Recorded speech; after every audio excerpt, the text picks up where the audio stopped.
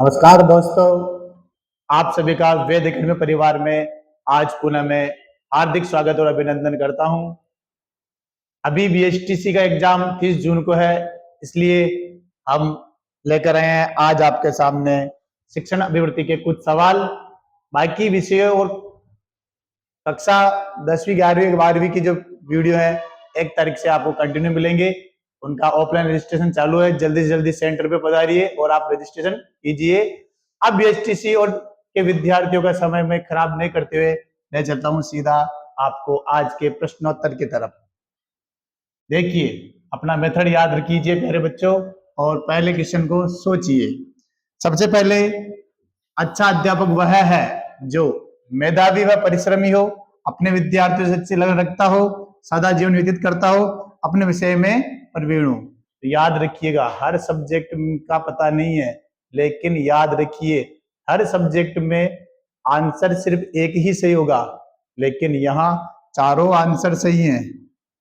चारों आंसर सही है तो फिर क्या करना है, जो सबसे ज्यादा सही है, सटीक सही है, बिल्कुल सही है, उस आंसर को हमें ढूंढना है। पहला, मेधावी परिश्रमी होना भी चाहिए, विद्यार्थियों से अच्छे लग रखना हो, रखना भी चाहिए, सादा जीवन व्यतीत करता हो, करना भी चाहिए, विषय में प्रवीण हो।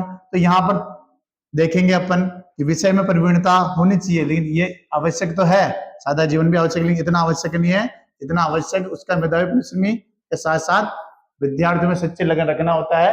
यह सर्वाधिक आवश्यक विषय है। अगर वो विद्यार्थियों में अच्छी लगन रखता होगा तो बच्चे अपने आप ही सब कुछ सीख जाएंगे। बहुत बहुत धन्यवाद जिन बच्चों ने इस चीज को समझा। अब नेक्स्ट क्वेश्चन की तरफ अपन बढ़ते हैं। किंडरगार्टन, आज देख रहे हैं अपन किंडरगार्टन स्कूल जो जगह जगह फैले हुए हैं, जिनका उद्देश्य हम तो क्या था और कहां से क्या हो चुका है, केवल नाम के लिए वो चल रहे हैं। खैर कोई बात नहीं। किंडरगार्टन स्कूल सबसे पहले किस देश में खोले गए थे? किंडरगार्टन स्कूल सबसे पहले, देखिए सीधा सीधा जवाब है इसका, जर्मनी में खोले गए थे। आप मुझको कमेंट में बताइए कि किंडरगार्टन स्कूल किसने खोले थे। आपके लिए सवाल है प्यारे छात्रों कि किंडरगार्टन स्कूल किसने खोले थे। नेक्स्ट क्वेश्चन, शिक्षा के क्षेत्र में सर्वाधिक महत्वपूर्ण तत्व अभिरुचि है? शिक्षा के अंदर सबसे इंपॉर्टेंट चीज कौन सी है? अभिरुचि है। यह विचार हमको किसने दिया गया है? तो ये सीधा सीधा क्वेश्चन, इसका भी आंसर है टीपी नन। बहुत यार बच्चों, अपन ने इनके बारे में ऑफलाइन कक्षाओं में पढ़ा है। अब आगे चलते हैं। अभिप्रेरणा, यहाँ पर क्या है? अभिप्रेरणा। अभिप्रेरणा क्या है? एक किस प्रकार की अवस्था है? अभिप्रेरणा क्या है? हमने पढ़ा है कितने प्रकार की होती है, क्यों आवश्यक है, इसलिए आंसर इसका होगा एक मनोवैज्ञानिक अवस्था है। अभिप्रेरित हो जाता है बच्चा।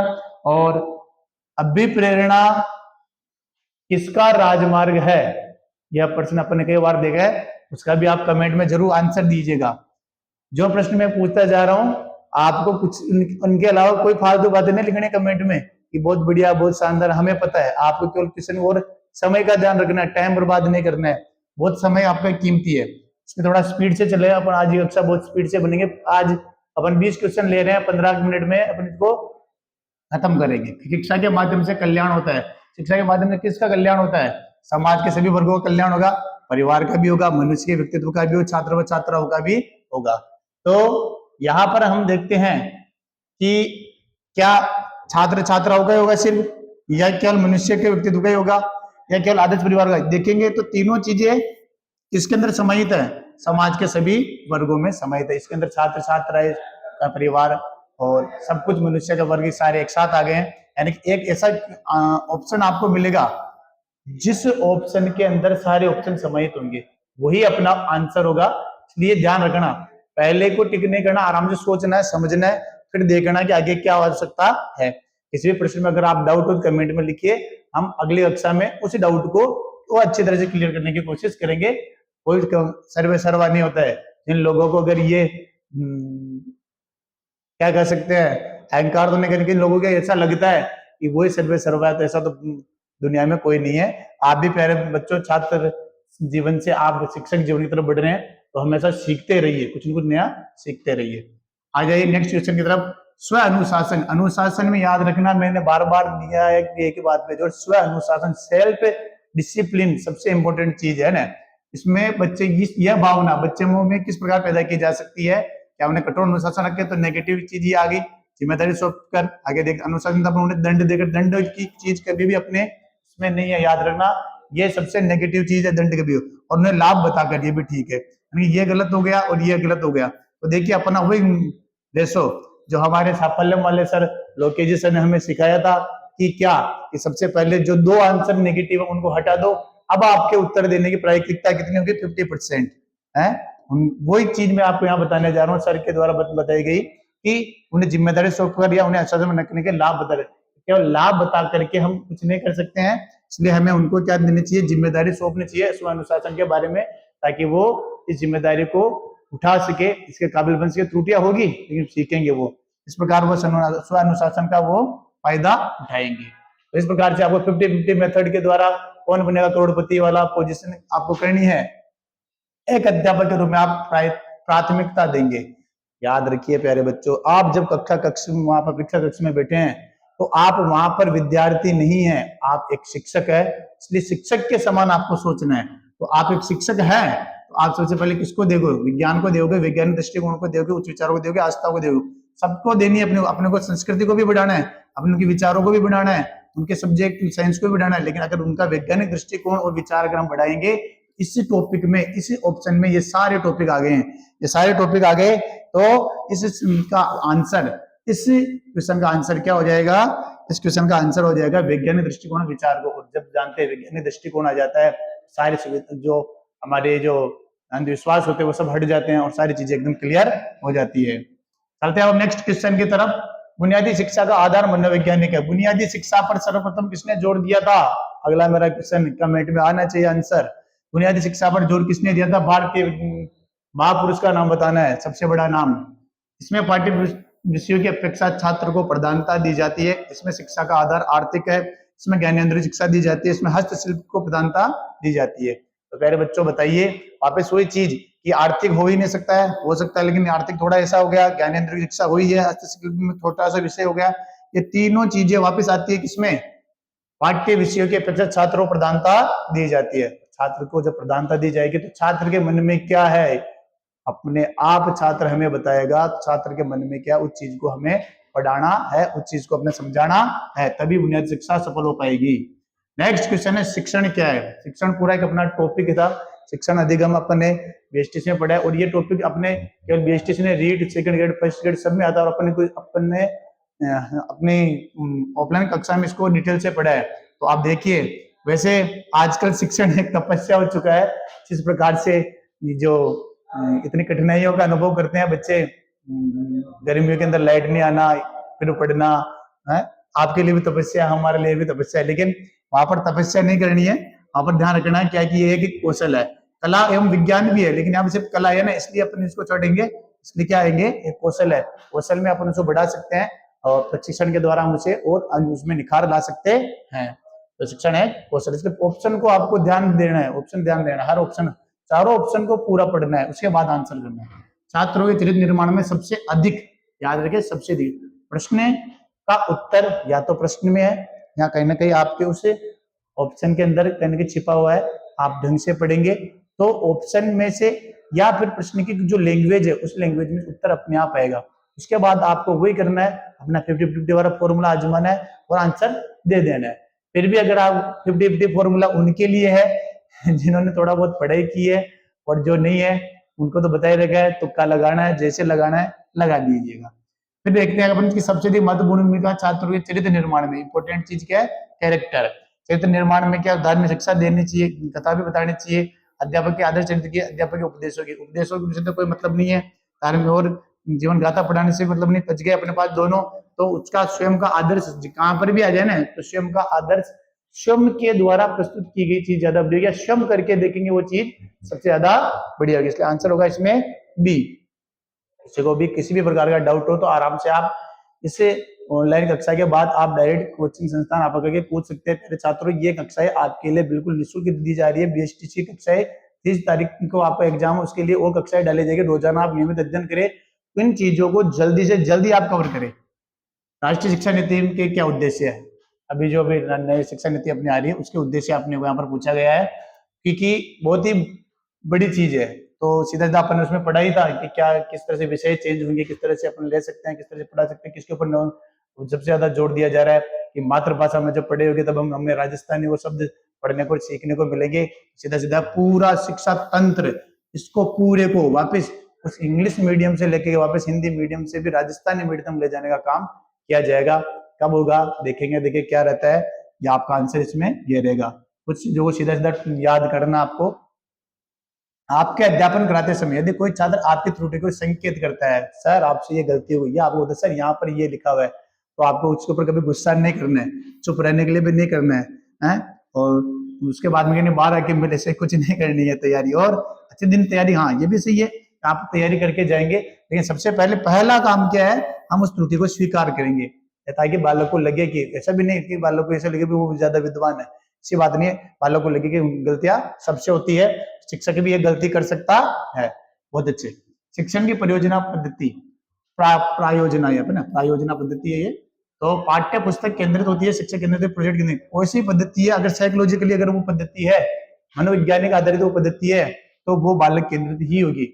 याद रखना, बालक केंद्रित पद्धति है तो ही मनोवैज्ञानिक का, अन्यथा है ही नहीं। क्योंकि प्राचीन काल में जो शिक्षा का जो ध्रुवीकरण किया जाता वो शिक्षक के आधार पर होता था। बीच बीच में कई सारी चीजें ऐसे ही, लेकिन बाद में आज अगर हम देखते हैं तो सब कुछ जो डिपेंड करता है किसके आधार पर करता है, बालक के ऊपर डिपेंड करता है सब कुछ। आप ही हो मेरे प्यारे हीरो, आप नंबर 1 हो, आगे आ जाओ। देखो क्या है, एक शिक्षक को ज्ञान के अलावा अपने विद्यार्थियों को और क्या सिखाना चाहिए। हाँ ज्ञान भी आवश्यक है, लेकिन ज्ञान के अलावा क्या क्या है कि लक्ष्य प्राप्ति के लिए अतिरिक्त प्रयास उसे करना चाहिए, विपरीत परिस्थितियों में भी संयम और संतुलन नहीं खोना चाहिए, समय का सदुपयोग करना चाहिए। तीनों सही है। और लास्ट में अपना सबसे बढ़िया ऑप्शन आ गया कि ये सभी, तो चारों ऑप्शन सही है। तो चारों ऑप्शन में अपन आ जाएगा डी। कोई बात नहीं, इसमें कोई चारों बिल्कुल सही है, फिर भी आ जाए। अगर मैं आपसे पूछना चाहूंगा, अगर इसमें अगर यहाँ पर कोई दूसरा ऑप्शन होता तो इसमें सबसे बढ़िया क्या हो जाता, ये या ये या ये, बताइए। अगर यहाँ पर तीन ऑप्शन होते, इन तीनों ऑप्शन में से कौन सा सबसे ज्यादा सही होता, उत्तर दीजिएगा कमेंट में। आगे चलते हैं अपन, अध्यापक का वास्तविक कार्य क्या है, ये भी पता चल जाएगा ना कि 14वां क्वेश्चन आपने पढ़ा या नहीं पढ़ा कमेंट करने से। वरना पता चला कि आपने वीडियो देखा 2 मिनट का 3 मिनट का चला के रख दिया, न जाने कहां चले गए। ठीक है, ये अपनी क्लास है। अध्यापक का वास्तविक कार्य क्या है, छात्रों को पढ़ने में लगाना है, छात्रों को पढ़ने के लिए प्रेरित करना है, या उनको प्रतिभा का विकास करना है, या केवल परीक्षा योग्य बनाना। तो ये तो काम गलत ही हो गया, पढ़ने में लगाने का काम तो कोई है ही नहीं। हाँ प्रेरित करना और प्रतिभा का सर्वांगीण विकास, वापस वही मेथड अपने पास आया। तो पढ़ने के लिए केवल पढ़ने के लिए प्रेरित करना है, या उनके अंदर और भी कोई प्रतिभा उसका विकास करना है। Very good. तो सीधी सी बात, नो बकवास, answer C is right. Okay. निम्नलिखित शिक्षण विधियों में से कौन सी विधि वास्तविक अनुभव को प्रदान करने के दृष्टिकोण से उत्तम है। तो वास्तविक अनुभव कैसे होगा, जब हम स्वयं करेंगे। पाठ्य पुस्तक पढ़ना, भाषण देने से दोनों में ऐसा कुछ नहीं है। प्रोजेक्ट विधि में हमें धीरे धीरे काम करना पड़ता है और ध्यान लगे उसमें टाइम लग जाता है, लेकिन प्रमाण विधि है, जब हम किसी पे गए, मैं आपको कहूं कि अयोध्या में ऐसा राम मंदिर बना है, लेकिन वहां ले जाके दिखाऊं, उस राम मंदिर की बात ही अलग है। तो ठीक है, लेके चलेंगे आपको जब आपका सिलेक्शन होगा। अभी आप आंसर की तरफ, क्वेश्चन आंसर की तरफ ध्यान दीजिए। अपने छात्रों को समझने में शिक्षक को किस बात का ज्ञान होना चाहिए। तो बाल मनोविज्ञान, बालक कैसे सीखता है, बालकों की भी रुचियां, और ये सभी। वेरी गुड, यानी तीनों चीजों का ज्ञान होना चाहिए। वापिस यहाँ पर मैं आपसे एक प्रश्न पूछना चाहूंगा प्यारे छात्रों, अगर ऑप्शन डी नहीं होता, केवल 3 ऑप्शन होते, तो आंसर क्या होता, लिखिए। क्वेश्चन नंबर 17 के अंदर आंसर देखिए, 17 नंबर क्वेश्चन आपने पढ़ा। बस 3 क्वेश्चन और इंतजार कीजिए, समय बहुत कीमती है, जल्दी जल्दी चल रहे हैं। शिक्षकों को राष्ट्रीय भावना विकास हेतु क्या कदम उठाने चाहिए। राष्ट्रीयता की भावना सबसे बड़ी चीज, मैं रहूं ना रहूं, मेरा देश रहना चाहिए। तो राष्ट्रीय भाषा का अधिकारी उपयोग करें, या फिर ऐसे कार्यक्रम करें जिससे उनके अंदर राष्ट्रीय भावना जागृत हो। विरोधी तत्वों का दमन करके थोड़ा ठीक है, लेकिन अभी इस बच्चों को ये चीजें नहीं कर सकते अपन, और उनकी वकालत करनी चाहिए। एक ही जैसे पढ़ाएंगे तो ठीक, ये भी नहीं है। तो दोनों चीजों में से अपने क्या चीज है, राष्ट्रीय भावना का जागृत, ऐसे कार्यक्रम किए जाते हैं। तो आप कमेंट में लिखिए कि आप बचपन से ऐसे कौन सा कार्यक्रम मनाते आ रहे जिससे हमारे राष्ट्रीयता की भावना हमारे मन में बचपन से पैदा होती। इतनी खुशी होती है उस दिन, इतनी खुशी होती है।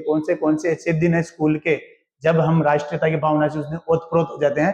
कमेंट में जरूर लिखिएगा, मैं सबके कमेंट पढ़ूंगा आज, क्या होता है क्या नहीं। देखे हाँ, सेकंड लास्ट क्वेश्चन, पाठ्यक्रम निर्माण में किस बात को मुख्य रूप से ध्यान में रखना चाहिए। पाठ्यक्रम निर्माण में देखो, मैंने कहा था ना, त्रिविध प्रक्रिया आपने पढ़ी थी, है किस प्रकार से छात्र होता है, किस प्रकार से शिक्षक होता है, और किस प्रकार से सिलेबस यानी पाठ्यक्रम होता है, इसके अंदर पाठ्यक्रम या समाज है। ये अपन ने पढ़ा था, ट्रायंगल अपना अपन ने बनाया भी था। तो इसके अंदर पाठ्यक्रम भी बहुत जरूरी चीज है। क्या चीज है? पाठ्यक्रम ही। लेकिन अपने को पाठ्यक्रम बनाने के लिए किसका ध्यान रखे? शिक्षा के उद्देश्यों का रखे, छात्रों की आवश्यकता रुचियों का रखे, शिक्षण अनुसंधानों का रखे। हालांकि तीनों का रखना चाहिए, लेकिन शिक्षण अनुसंधान तो अपन जुटाएंगे सबसे ज्यादा है। उसके बावजूद अपने पास क्या है? उद्देश्य तो सबसे जरूरी है और बच्चों की आवश्यकता, इन दोनों का ज्यादा ध्यान रखना है। इसलिए आंसर क्या हो जाएगा अपने पास? आंसर नंबर ए और बी। लास्ट क्वेश्चन, जब लास्ट इसे बोलते हैं ना, बहुत मजा आता है कि छुट्टी होने वाली है, लेकिन आपको छुट्टी नहीं लेनी है 30 तारीख तक। शरीर के स्वास्थ्य का ध्यान रखते हुए आपको पेपर को अच्छे तरीके से करके आना है। आगे देखिए, छात्रों में मौखिक अभिव्यक्ति को विकसित करने का तरीका है परिचर्चाओं के आयोजन द्वारा, भाषण प्रतियोगिता के द्वारा, अंत्याक्षरी के आयोजन द्वारा। ये सभी आपने देखा होगा, शनिवार को बाल सभाओं का आयोजन किया जाता था अपने सरकारी स्कूलों में है। तो 19 सरकारी स्कूलों में बाल सभा का आयोजन का कारण क्या था? कि बालकों में क्या हो? मौखिक अभिव्यक्ति। आप जाके एक एक श्लोक, एक एक दोहा, एक एक कहानी, एक एक कविता सुनाते थे हैं। तो ये सब चीजें क्या थी? परिचर्चा, आपस में बैठ के अपन बातचीत कर रहे थे, भाषण भी होते थे, अंताक्षरी किया ना, मैंने अंताक्षरी वगैरह सारी चीजें वो अपन खेलते थे। तो इन सभी के द्वारा क्या होगा? उसके मौखिक अभिव्यक्ति का विकास होगा। आज के लिए इतना ही क्वेश्चन, अगली बार और ज्यादा क्वेश्चन लेकर के हम आएंगे। समय का बिल्कुल ध्यान रखते हो, आपको पिन पॉइंट आंसर जो मैंने पूछे उनके आंसर दीजिएगा और देखते हैं किस छात्र के सबसे ज्यादा आंसर आते हैं। और ये भी देखते हैं कि कौन हमारा वीडियो पूरा देख रहा है? हम ये नहीं कहेंगे लाइक कीजिए, सब्सक्राइब कीजिए, लेकिन कहने के बावजूद आप करेंगे, हमें पता है, क्योंकि आप हमारे प्यारे छात्र हैं। लेकिन ध्यान रहिए, अपने माता पिता, गुरुजनों और अपने स्वयं के भविष्य निर्माण आपके हाथ में है। प्यारे बच्चों, एक बार जुट जाइए इसी आशा उन्नति के साथ। जय हिंद, जय भारत।